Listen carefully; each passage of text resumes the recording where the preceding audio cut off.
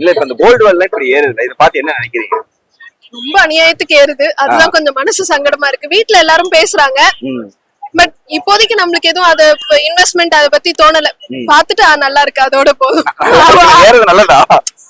ஏறது நல்ல இல்ல, பாக்க நல்லா இருக்கு, அது பார்க்க வர்றதுக்கு நல்லா இருக்கு, அது வரைக்கும் போதும்.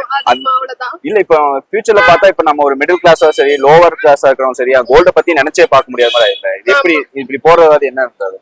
ஆக்சுவலி ரொம்ப ட்ரெமெண்டஸா இன்க்ரீஸ் ஆகுது. பட் அது வந்து ஹவு ஃபார் அது வந்து இது கம்மி ஆகும்னு சொல்றாங்க. பட் தெரியல, கம்மியானா நல்லா இருக்கும். இல்ல கம்மியாதுன்னா 9,500 எடுத்து 950 கம்மியாது, அவ்வளவுதான் கம்மியாகுது. இப்ப கூட ரீசெண்டா ஏதோ 9,000 இன்க்ரீஸ் பண்ணி 7,000 தான் ஏதோ அவ்வளவுதான் வேரி ஆச்சு என்னமோ சொன்னாங்க. பட் தெரியல. இது உங்களோட ஐடியா தான் இருக்கா, இதை எப்படி தடுக்கலாம் அப்படின்னு? இந்த அளவுக்கு நாலேஜ் இருந்தா நாங்க எப்படி இருக்கோம்? இல்ல சரி, இதனால ஃபியூச்சர்ல வந்துட்டு வரதட்சணை கம்மியாகும் நினைக்கிறீங்களா? யாரும் கேட்க மாட்டாங்க அப்படின்னு? கேக்க இந்த மீம் டெம்ப்ளேட்ஸ்க்கு வேணா அதெல்லாம் சூட் ஆகுமே தவிர்த்து ரியாலிட்டியில இன்னமும் அது இப்போ நகை விலை கூடுச்சு அதனால ஏதாவது கம்மியா இருக்காங்களா? கூட்டம் கிடையாது. ஆமா, போய் வாங்குறவங்க வாங்கிட்டு தான் இருக்காங்க, கேக்குறவங்க கேட்டுட்டு தான் இருப்பாங்க. அது நம்ம ஒன்னும் சொன்னாங்க லவ் மேரேஜ் வீட்லயே அக்செப்ட் பண்ண சொல்லுவாங்க, அது பாசிபிள் இருக்கா?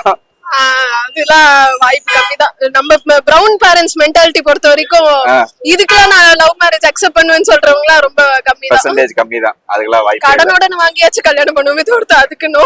அந்த மாதிரி நெவர் நெவர் நோ.